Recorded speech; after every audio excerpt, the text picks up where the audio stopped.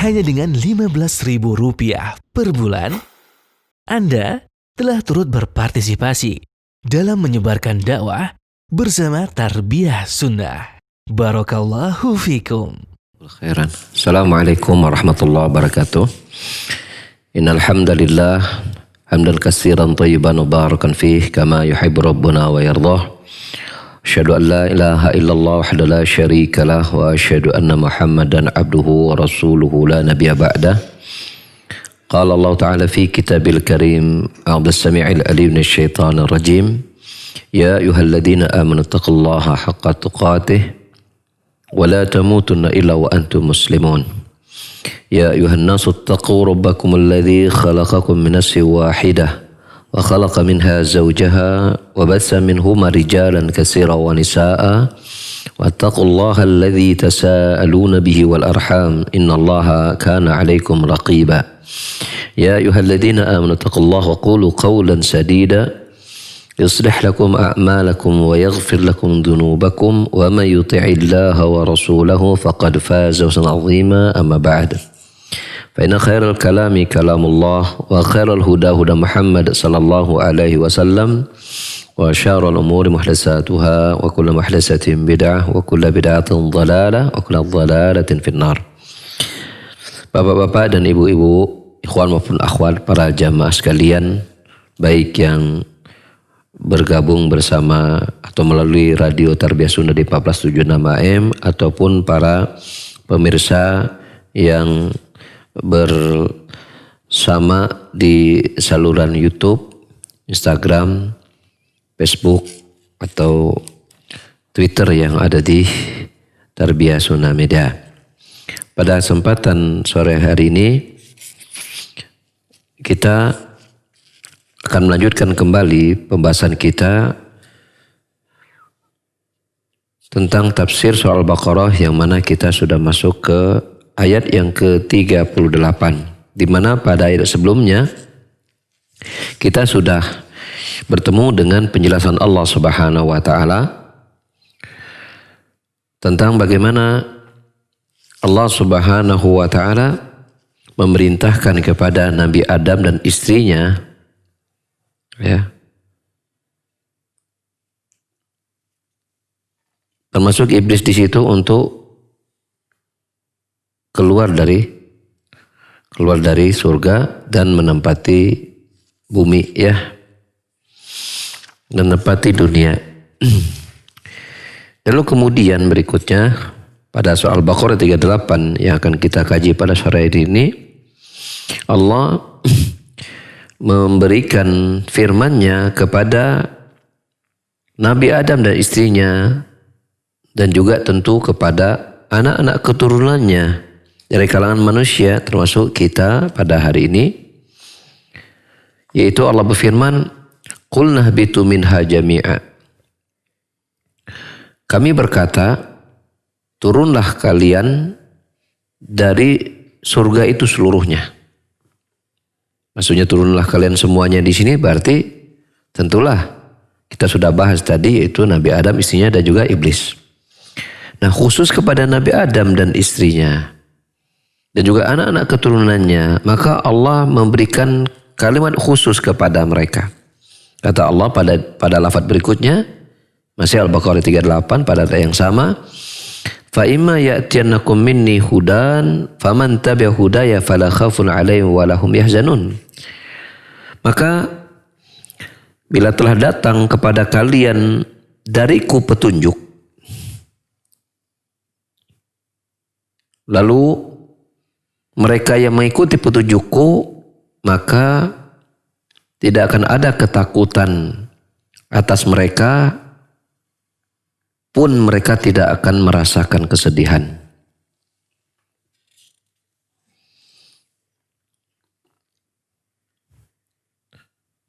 Jadi kalau kita lihat di sini, ayat ini kalau kita potong-potong, ya, itu seperti ada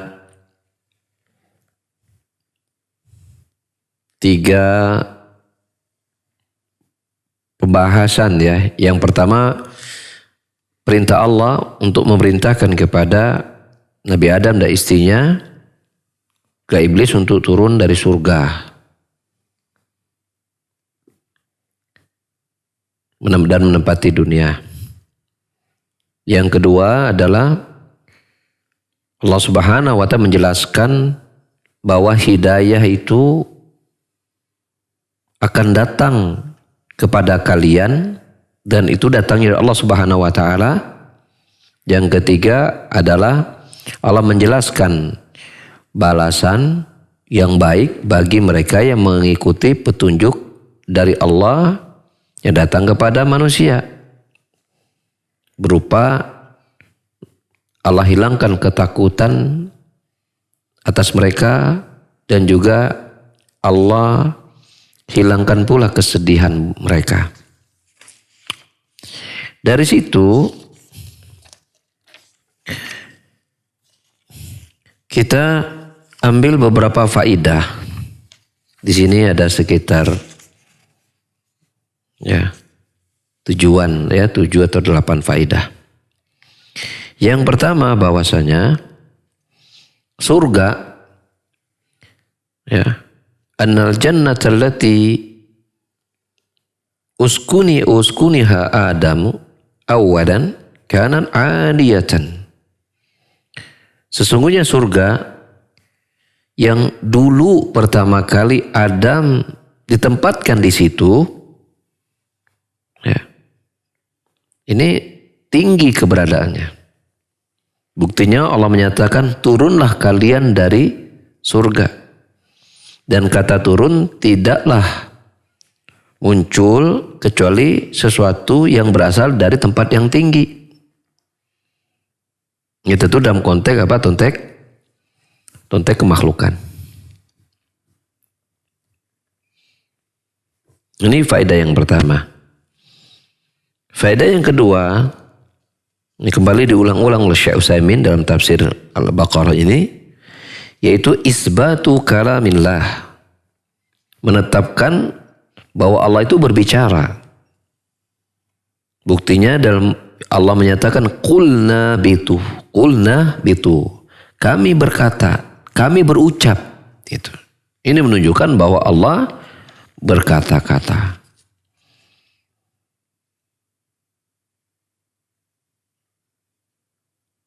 Yang kata-kata Allah Subhanahu wa ta'ala itu yang dimasukkan dan poin yang selanjutnya adalah dia annahu bisautin masmu'in wa hurufin murattabatin, murattabatin, bahwasanya dia berupa suara yang bisa didengar, berupa huruf yang tersusun. Nah, ketika Allah mengatakan ihbitu minha jami'a, maka dia tentulah berupa suara yang bisa didengar. Kalau seandainya mereka tidak bisa mendengar ucapan Allah, maka enggak ada faedahnya Allah memerintahkan mereka dengan perkara tersebut berupa turunlah kalian dari surga semuanya. Kalau itu tidak bisa didengar. Ini menunjukkan bahwasanya akidah yang sahihah, akidah Ahlussunnah wal Jamaah itu menetapkan bahwasanya Allah berfirman, Allah berkata-kata itu benar adanya dengan perkataan yang bisa didengar dengan susunan huruf yang berupa susunan huruf-huruf. Dan itu tentu menjadi satu rangkaian yang bisa difahami. Faedah yang keempat bahwasanya di sini ada kata ihbitu minha jami'a, turunlah kalian dari surga itu jami'an, seluruhnya. Dan dalam bahasa Arab dia bernama taukid. Bernama taukid. Bentuk artinya menekankan, seperti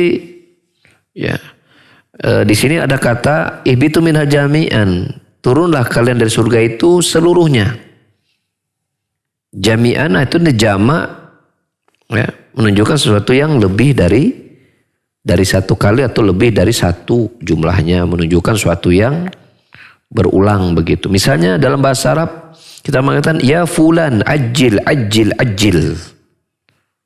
Nah, diulang-ulang ya seolah itu jamak. Dan tentu ini maksudnya berisi penekanan ya, taukid berisi penekanan dan juga sekaligus apa? Sekaligus anjuran yang bahkan mendekati kata perintah. Wahai fulan ajil ajil ajil, wahai fulan ya bersegeralah, cepat begitu. Nanti artinya bahwa perintah itu betul-betul sangat-sangat ditekankan. Gitu. Maka dalam konteks ini pula ketika Allah berfirman ihbitu minha jami'a, kata jami'a di sini ya artinya seluruhnya, dia berfungsi sebagai penekanan. Turunlah kalian semuanya. Jadi betul-betul ditekankan gitu ya. Betul-betul dikuatkan untuk turun semuanya.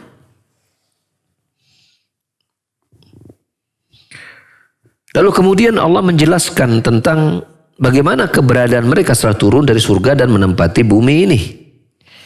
Maka Allah berfirman, ya, faima ya'tiyannakum minni hudai, ya, hudai, maksudnya hudaya ya. Maka bila telah datang kepada kalian dariku petunjuk, bila telah datang kepada kalian dariku petunjuk, ini menunjukkan bahwasanya petunjuk itu hanya berasal dari Allah Subhanahu wa ta'ala.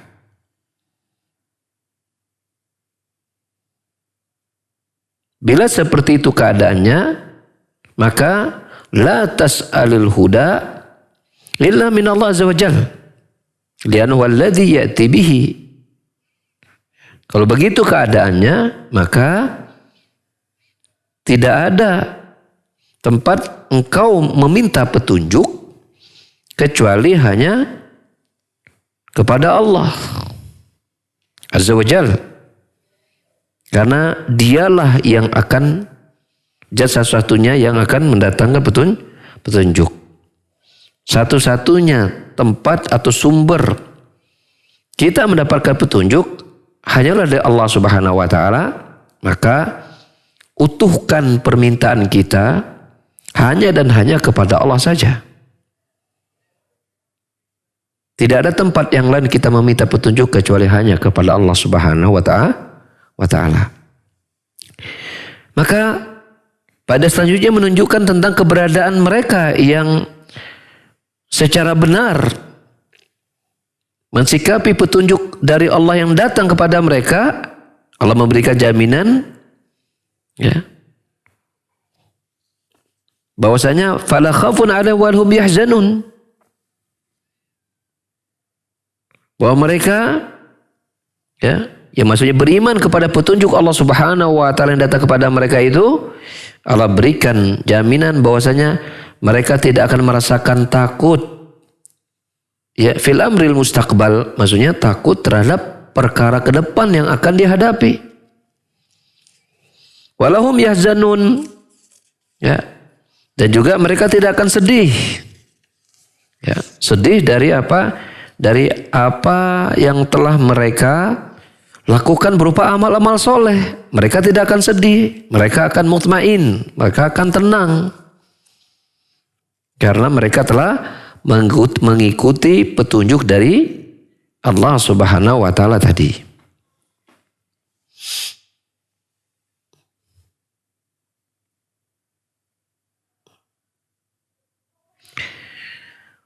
Faidah yang lain dari ayat di mana Allah ketika berfirman, maka barang siapa yang kemudian datang kepada mereka petunjuk dariku,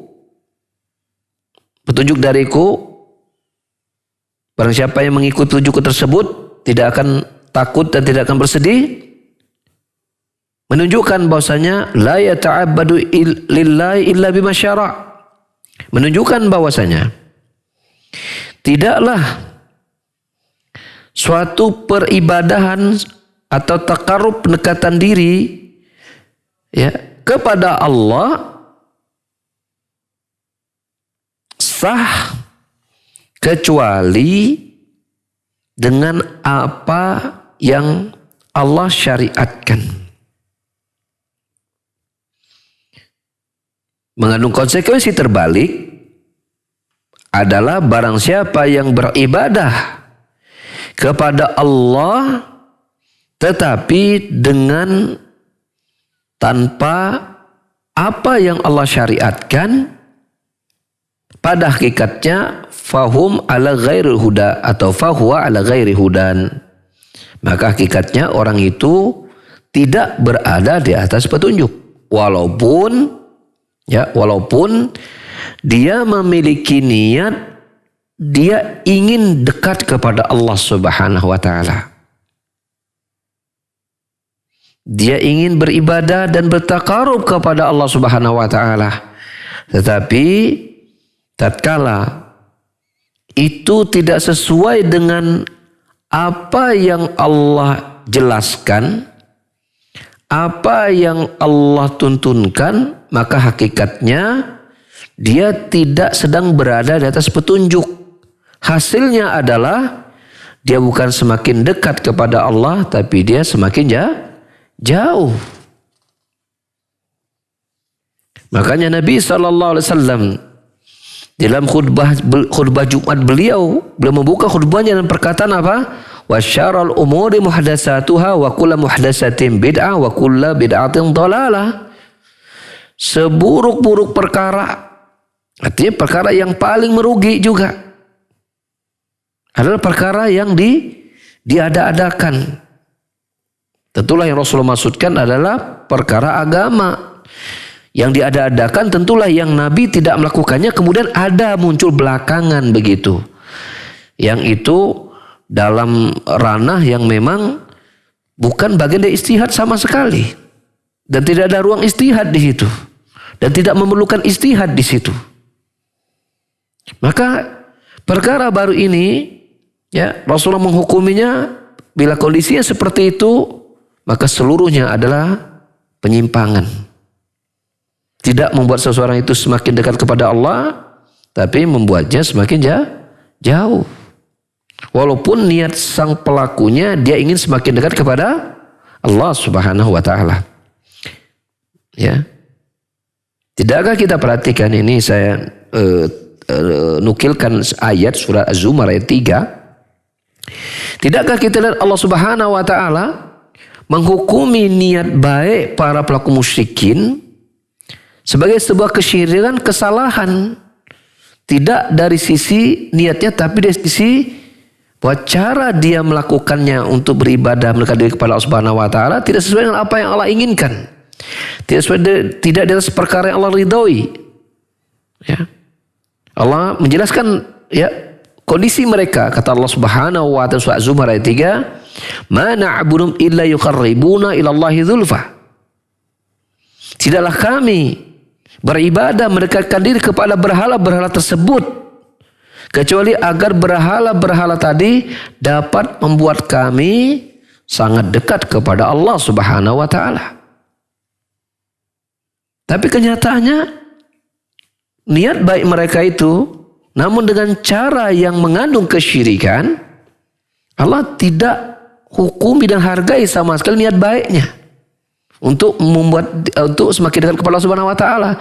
Bahkan Allah hukumi dia sebagai sebuah kesesatan, sebuah kekufuran, sebuah kesyirikan, dan tentulah itu perkara yang Allah tidak ridhoi, otomatis tidak akan Allah terima. Bukan saja tidak Allah terima, bahkan Allah berikan hukuman bila dia mati yang seperti itu dengan hukuman neraka. Gitu. Maka ambillah pelajaran dari mereka, jangan sampai kita mengikuti mereka dalam kita beribadah kepada Allah.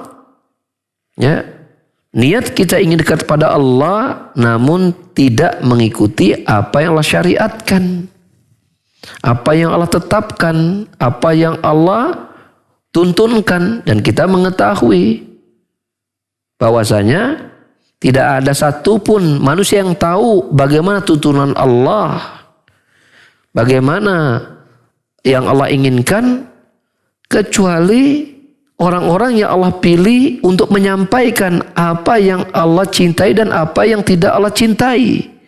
Apa yang Allah inginkan dan apa yang Allah tidak inginkan. Siapa itu? Para nabi dan rasul. Maka kita lihat bagaimana Nabi bersabda, barang siapa yang mengada-adakan sesuatu yang tidak datang perintahnya dariku, maka dia sesat, kata Nabi SAW. Nabi sudah ingatkan kepada umatnya bahwasanya ambillah petunjuk itu dari beliau. Karena apa yang beliau tuntunkan itu datang dari Allah Subhanahu wa taala.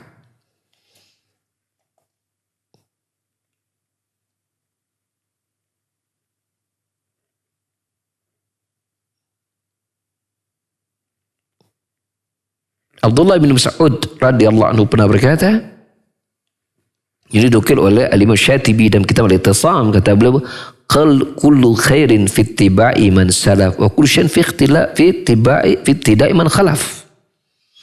Setiap kebaikan itu ada dengan kita mengikuti jejak para salaf. Siapa mereka? Para sahabat Rasul, pasti apalagi yang pertama. Setiap kebaikan itu ada dengan mengikuti mereka. Dan setiap keburukan itu ada pada perkara-perkara baru yang dimunculkan oleh orang-orang yang datang belakangan setelah mereka. Artinya yang perkara baru itu tidak diperlukan oleh umat Islam dalam rangka mereka ingin beribadah kepada, tidak dibutuhkan, tidak ada hajatnya seperti itu. Kalau itu ada hajatnya, pasti sudah datang penjelasan Rasulullah SAW, atau kalaupun itu menjadi hajat sangat darurat, pasti ada istihad. Dan itu tentu jumlahnya sangat-sangat sedikit dibanding sesuatu yang telah baku datang penjelasannya dari Rasulullah SAW. Bukankah Nabi SAW juga telah bersabda hadis At-Tabrani, ma baqiya syai'un yuqarribukum ila jannah wa yubaidukum minan nar illa waqad buyyina lakum. Tidak ada satupun perkara yang mendekatkan kalian kepada surga, dan tidak ada satupun perkara yang menjauhkan kalian dari neraka, kecuali semua perkara itu telah dijelaskan kepada kalian, kata Rasulullah SAW. Semuanya sudah jelas. Maka hampir tidak ada yang tersisa sebenarnya dari apa yang kita butuhkan, kecuali semuanya telah datang penjelasannya dari Nabi kita Muhammad sallallahu alaihi wasallam. Ya. Tugas kita hanya satu, yaitu apa? Pelajari sedetail-detailnya tuntunan Nabi tersebut. Merujuk kepada bimbingan para ulama yang bisa memisahkan sampai kepada mana hadis yang sahih, mana hadis yang lemah. Karena kalau sebuah pemahaman diambil dari hadis yang lemah, maka cabang-cabang dari kesimpulan dari hadis yang lemah itu juga menjadi salah. Karena apa? Secara hukumnya dia sudah sebuah kekeliruan begitu. Barangkali muncul pertanyaan, apa mungkin semua hadis itu, mungkin ada hadis itu yang lemah? Jawabannya, jawabannya ada. Dan tanyakan kepada pelajari buku-buku mereka yang memang bercimpung secara serius dari para pakar hadis dalam masalah tersebut. Maka kita akan dapatkan penjelasan yang rinci dari mereka.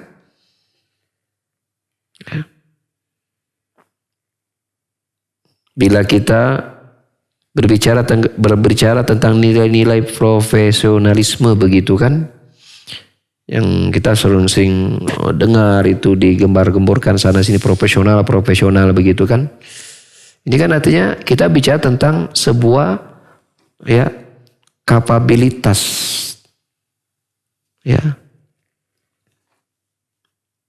suatu bidang itu. Siapa orang yang ahli di bidang tersebut, siapa pakarnya, kan begitu. Nah tentulah kalau kita bicara tentang hadis-hadis, tentu pakarnya para ulama, para peneliti hadis. Dan sudah banyak hasil karya mereka yang mengurai tentang keberadaan sebuah hadis baik yang sahih ataupun yang lemah, bahkan sampai kepada yang palsu sekalipun dalam ilmu penelitian mereka. Nah, itu kurang lebih kandungan faidah dari surah Al-Baqarah ayat yang ke-38. Ya, 38. Nah, ayat tersebut menjelaskan bagaimana Allah Subhanahu wa taala memberikan jaminan bagi siapapun yang mengikuti petunjuk Allah melalui penjelasan Rasulnya sallallahu alaihi wasallam, maka Allah akan cabut rasa takut kepadanya dalam menghadapi masa yang akan datang, termasuk masa setelah dia kematian sampai menuju akhiratnya. Ya, demikian pula Allah akan hilangkan kesedihan dari dirinya karena dia akan merasa tenang karena di masa lalunya ya dia telah mengisi hari-harinya dengan amal soleh ya dari petunjuk yang dia dapatkan dari Allah Subhanahu wa taala ya dengan penjelasan Rasulnya sallallahu alaihi wasallam. Maka pada ayat berikutnya, ayat Al-Baqarah 39, Allah menjelaskan sebaliknya. Itu golongan yang mereka itu menolak petunjuk dari Allah Subhanahu wa taala yang datang dari Rasulnya. Kalau sekarang ya Rasulnya Muhammad sallallahu alaihi wasallam. Allah berfirman, "Walladzina kafaru wa kadzdzabu bi ayatina ulaika ashabun nar hum fiha khalidun." Dan orang-orang yang kafir, orang-orang yang kufur dan mendustakan ayat-ayat kami, mereka itulah para penghuni neraka, mereka di dalamnya kekal. Tahu mereka kekal di dalamnya.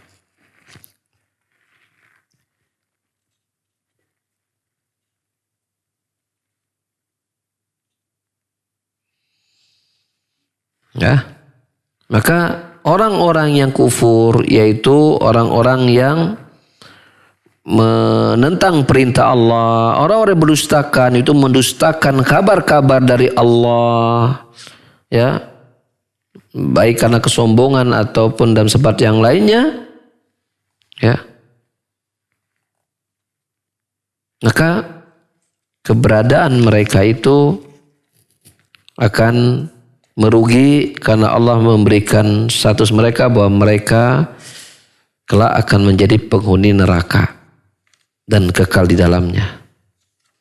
Maka dalam ayat tersebut ada beberapa faidah, ini sekitar 4 faidah yang kita bacakan saat ini juga, bahwa sesungguhnya annal ladaini jama'u baina hadaini wasfain, sesungguhnya orang-orang yang annalladzina jama'u baina hadaini wasfaini, sungguhnya orang-orang yang mengumpulkan dua sifat ini yaitu kufur dan mendustakan, mereka ya akan menjadi penghuni neraka kekal di dalamnya selama-lamanya.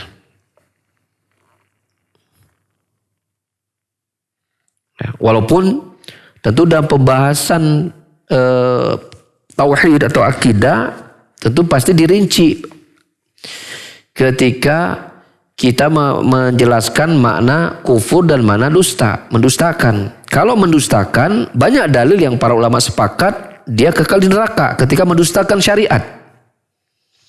Adapun kufur, menolak perintah, maka ini terbagi menjadi 2. Ada kufur akbar dan adalah kufur asghar. Sebagaimana ada syirik akbar dan ada syirik asghar. Namun tidak ada al-kadhib, dusta besar, dusta kecil terhadap syariat Allah Subhanahu wa taala.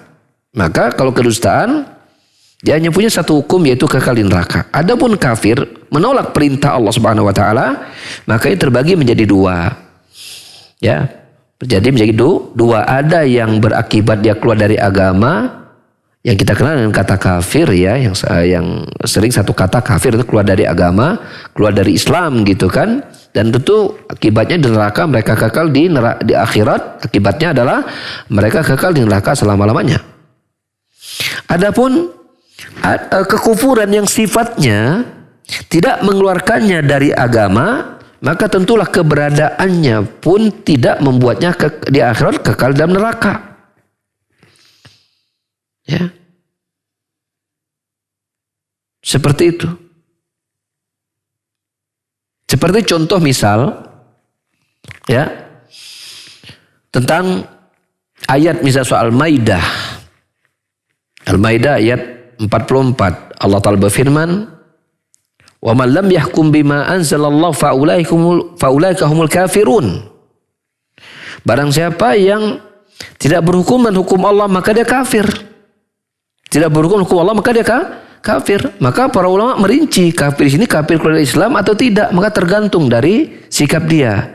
Kalau kekufurannya ada dia mendustakan syariat Allah, dia menentang syariat Allah, kufur al-juhud namanya, maka dia bisa keluar dari agama. Wafatnya kekal dalam neraka, kan kalau seperti itu. Tapi ada orang yang tidak berhubungan dengan syariat Allah Subhanahu wa taala bukan karena tidak meyakini kebenaran syariat Allah Subhanahu wa taala, tetapi dia lebih condong mengikuti hawa nafsunya, lalu menetapkan hukum pada sesuatu yang sebenarnya bukan hukum Allah Subhanahu wa taala, tapi tetap dia letakkan karena dia mengikuti hawa nafsunya atau karena apa?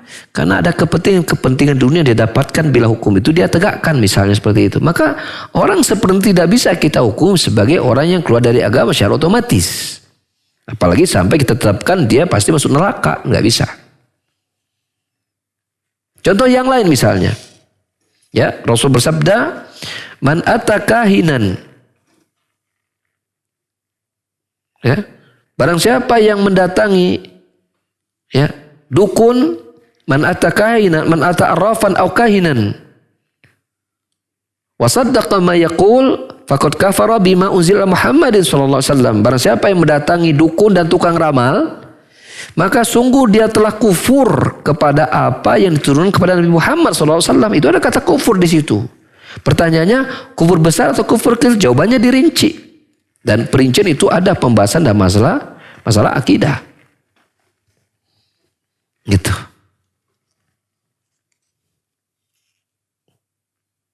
Sehingga kesimpulannya, kalau mendustakan, sudah itu membuat dia keluar dari agama dan kekal di neraka. Tapi kalau kufur, ya membangkang, tidak mau, jadi dia nggak dustakan, tapi dia membangkang gitu kan. Dia menolak perintah, maka ini dilihat dulu jenis pembangkang ini dalam kasus apa gitu kan. Dalam kasus tertentu, ya dia keluar dari agama. Dalam kasus yang lain, dia dihukum dengan kalimat kufur, tapi dia tidak keluar agama. Ya, dirinci dalam masa hal itu. Kemudian berikutnya adalah bahwasanya Allah Subhanahu wa taala sungguh telah menjelaskan kebenaran itu dengan berbagai macam ayat yang hujah itu betul-betul telah tegak. Karena ketika Allah mengatakan barang siapa kufur dan mendustakan, berarti mendustakan ayat-ayat kami, menunjukkan bahwasanya ayat Allah telah menjelaskan ayat-ayatnya itu dengan begitu jelas, sehingga orang itu mudah untuk bersikap dan kemudian dihukumi dia kufur atau tidak, dia mendustakan atau tidak, saking jelasnya syariat Allah Subhanahu wa taala. Karena agama kita ini agama yang mudah, bisa dipahami oleh siapapun dari kalangan manusia. Bukan sesuatu yang membutuhkan perkara yang rumit gitu, enggak. Agama kita ini mudah, ad-dinu yusrun. Maka semua orang itu bisa menjalankan agama Allah Subhanahu wa taala dan menjadi orang yang berprestasi dalam ketaatan kepada Allah Subhanahu wa taala. Jadi tidak kemudian bahwa kesolehan itu hanya milik orang-orang yang IQ-nya tinggi, yang cerdas segala macam, tidak. Kita tidak tahu tentang kemuliaan seseorang insya Allah Subhanahu wa taala. Bukankah Uwais Al-Qarani dia bukan ulama dari kalangan tabi'in? Dia pun juga bukan tokoh-tokoh pembesar. Dia pun juga bukan orang yang kaya yang banyak bersedekah. Tapi dia menjadi pemimpin dari kalangan tabi'in. Dengan apa? Dengan ketakwaannya kepada Allah, dalam tulusnya dia bertakwa kepada Allah, berbakti kepada kedua orang tuanya. Maka berbakti sama orang tua semua orang bisa. Tidak membutuhkan kecerdasan yang rumit begitu. Anda tinggal jalankan bakti, senangkan orang tua Anda. Apa yang diperintahkan sama tidak oleh perintah Subhanahu wa taala, Anda laksanakan gitu kan. Maka semua orang bisa berprestasi dalam ketakwaannya kepada Subhanahu wa wa taala. Sangat jelas. Maka kalau ada yang menentang itu juga gampang kelihatan jelas saking jelasnya agama ini gitu. Dan mudah untuk dipahami.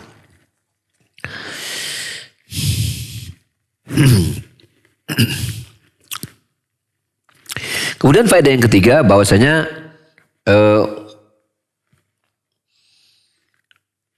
kedudukan seseorang itu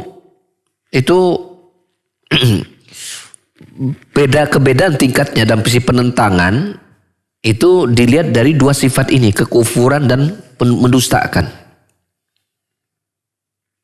Ya, kekufuran dan mendustakan. Maka hati-hati kita dengan dua penyakit ini. Mendustakan, kalau sudah jelas-jelas benar, kalau kita dustakan bahwa ini tidak benar, padahal sudah jelas benar, hati-hati. Itu bisa membuat Islam seorang itu gugur secara otomatis. Dan bila dia mati dalam keadaan seperti itu, dia kekal di neraka selama-lamanya. Termasuk ketika dia membangkang perintah Allah Subhanahu wa taala, ya, dia tidak menjalankan apa yang Allah perintahkan, maka bisa terancam keluar dari agama dan juga bisa tidak, tergantung. Tapi intinya buruk sifat seperti itu. Yang keempat dan terakhir adalah ya tafsir surah Al-Baqarah ayat 39 adalah bahwasanya ayat itu menunjukkan bahwa neraka itu benar adanya. Dan dengan dalil yang qat'i, yang kuat dan mantap, bahwasanya neraka itu sekarang sudah ada. Neraka sudah ada, sebagaimana surga juga sudah ada. Di mana kita nggak tahu. Sebagaimana kalau kita ditanya, alam kubur sudah ada belum? Ya sudah ada. Di mana? Nggak tahu. Gitu kan? Itu Allah simpan di sisi Allah Subhanahu wa taala. Demikian juga surga dan neraka. Apa dalil bahwa surga dan neraka itu sudah ada? Tentu dalam konteks kita Al-Baqarah 39 ini adalah neraka sudah ada. Yaitu Allah berfirman surah Ali Imran ayat 131, wattaqun narallati uiddat lil kafirin, dan takutlah kalian kepada neraka yang telah disediakan untuk orang-orang kafir. Telah disediakan berarti sudah ada.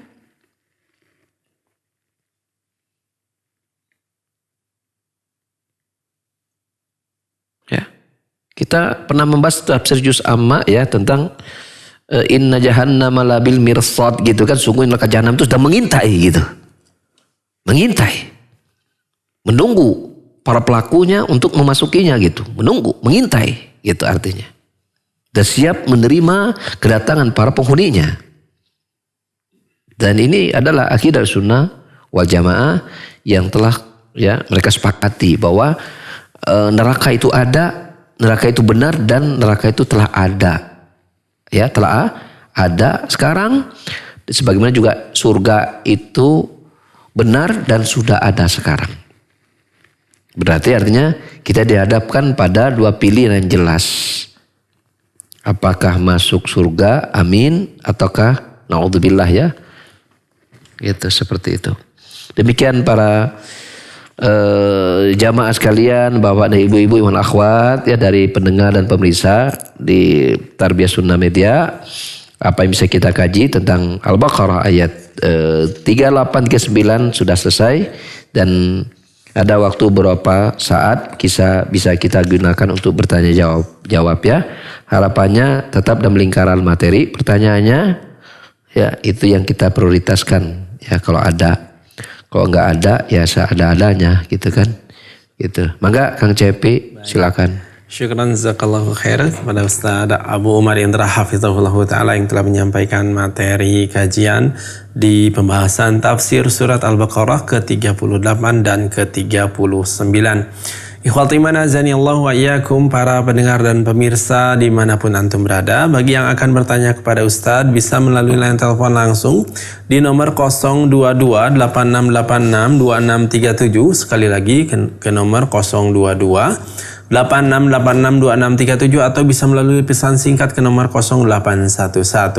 0811-227-1476. Baik, ada pertanyaan di pesan singkat Ustadz.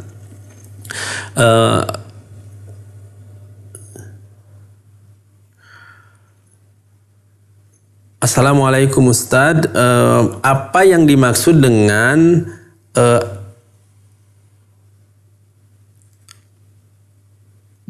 bersedekah harus ada batasnya di Quran surat Al-Isra ayat ke-29 yang artinya, sebentar ini rada panjang pertanyaannya.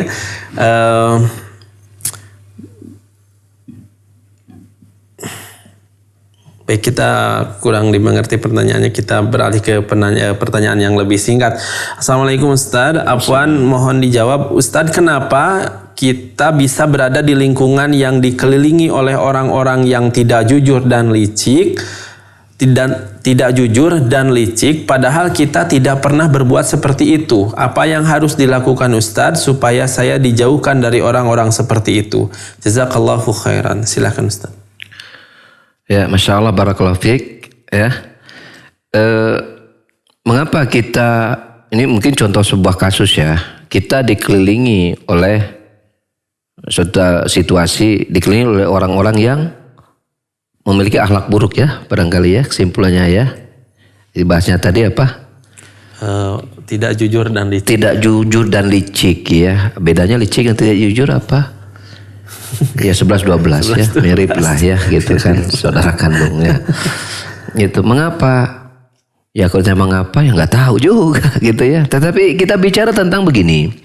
Bicara tentang, padahal saya udah berbuat baik, kenapa saya keliling oleh orang-orang yang seperti itu? Ya, kita mengatakan bahwasanya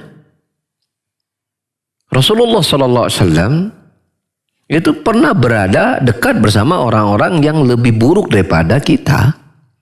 Dikelilingi oleh kaum musyrikin begitu kan, ketika beliau berada di Mekah. Depan, belakang, kemana-mana beliau, ya para penyembah berhala.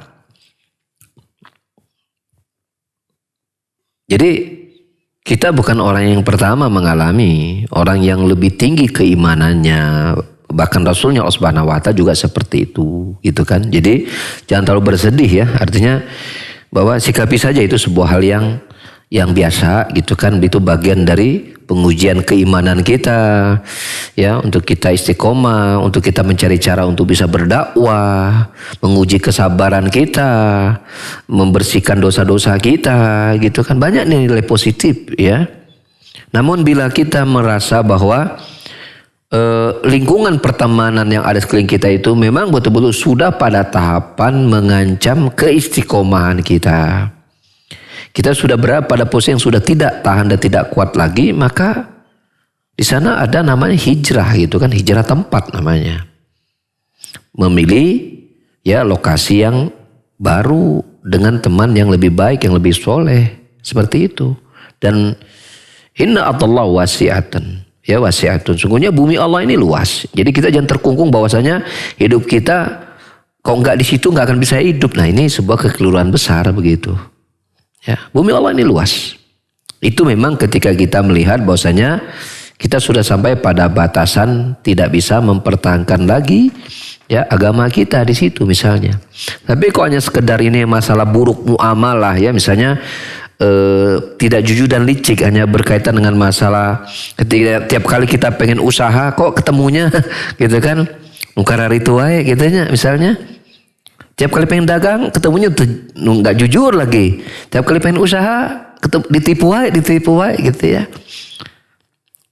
Apa salah saya gitu kan, padahal saya mah berusaha untuk jujur, saya berusaha untuk soleh gitu kan, soleha misalnya kok perempuan gitu kan, tapi ketemunya gitu lagi gitu. Apa yang harus kita lakukan? Ya mungkin harus ganti profesi gitu ya. Jangan jadi pedagang. Mending mungkin jadi guru gitu kan. Guru akhlak misalnya. Gitu kan. Mengajarkan tentang kejujuran. Bisa seperti itu. Atau teruslah mengembangkan usaha sambil kita mencari memang barangkali konsumen kita atau orang-orang yang berada di keliling kita dalam bisnis itu. Sampai kita ketemu orang yang tepat dalam pandangan agama ya, dan mengukuhkan keistiqomahan kita, terus dicari ya. Kalau ibaratnya kita pengen bisa berhasil ya memang harus diuji ya. Jadi tidak ada, kok ini perkaranya perkara bisnis misalnya ya, kok itu diarahkan ke situ misalnya, nggak jujur, licik ya, kesannya kan masalah bisnis ya kesannya ya, maka itu hampir nggak ada ya. Orang yang bisa berhasil dalam dunia dagang itu atau usaha itu orang yang nggak diuji itu hampir nggak ada. Sampai-sampai saya pernah mendengar ada seorang pengusaha muda ya, di umur 22 tahun dia telah menjadi bandar kambingnya, sebulan dia bisa mengeluarkan 500 ekor kambing dia menjual per bulan, itu pribadi dia. Umur 22 tahun. Ya di daerah Jawa sana. Dia sering ikut seminar dan dia bertemu dengan orang sukses ketika dia belum sukses. Kata dia, obrolan antar pengusaha itu gini, udah pernah ditipu belum? Belum. Udah pernah digagal belum? Belum. Nggak ada bakal jadi pengusaha. Jadi pengusaha itu wajib ditipu dan dibohongi gitu bahasanya. Kaget juga kita menurut seperti itu ya. Tapi ini enggak mesti ya. Tetapi itu salah satu tantangan dalam kita berkembang. Ya, intinya jangan berhenti ya, terus berjuang, terus membangun gitu kan. Jatuh bangun lagi dan itulah yang akan membuat kita itu akan menjadi besar gitu kan. Ketika kita dihantam dengan berbagai macam ujian-ujian permasalahan tadi dalam mungkin bisnis segala macam seperti itu. Jadi jangan shock gitu kan. Kita bukan orang yang pertama mengalaminya gitu. Mungkin setiap pengusaha kalau ini bisa tentang bisnis itu memang satu rangkaian yang harus dilewati oleh seseorang yang ingin berhasil dalam dunia usaha. Ini kalau yang ditanyakan berkaitan masa usaha ya. Allah alam bisawab. Pertanyaan terakhir kalau misalnya ada satu lagi. Kami mengundang kepada para pendengar atau pemirsa dimanapun antum berada yang akan bertanya langsung kepada Ustadz melalui line telepon. Silakan bisa melalui line telepon di nomor 022 86862637. Sekali lagi di nomor telepon 022 86862637. Ya baiknya sepertinya tidak ada penelpon tapi ada tadi penanya. Assalamualaikum Ustadz. Apa yang dimaksud dengan ayat di bawah ini, yaitu ayat Al-Furqan ayat ke-67, walladzina idza anfaqu lam yusrifu wa lam yaqturu wa kana baina dzalika qawama. Dan termasuk hamba-hamba Tuhan yang Maha Pengasih, orang-orang yang apabila menginfakkan harta, mereka tidak berlebihan dan tidak pula kikir di antara keduanya secara wajar. Pertanyaannya, apakah artinya bersedekah itu harus ada batasnya, Ustadz? Silahkan. Iya, kan jelas dong. Itu ayat itu jelas menunjukkan batas itu. Jangan berlebihan, berarti kan disebut jangan berlebihan berarti jangan melewati batas kan. Disebut berlebih itu berarti melewati batas. Ada batasnya. Dan batasan tiap orang itu beda-beda. Nggak ada patokan pada satu orang itu batasnya sama dengan yang lain, beda-beda gitu kan. Gitu. Kita punya kewajiban memberikan nafkah misalnya ya kepada menjadi kewajiban kita misalnya. Kita punya uang, kewajiban itu nilai angka misalnya 40.000. 40.000. Kemudian kita sedekahkan semuanya misalnya. Maka itu berlebihan dalam sedekah. Sedekah hukumnya sunnah, berikan halal hukumnya wajib.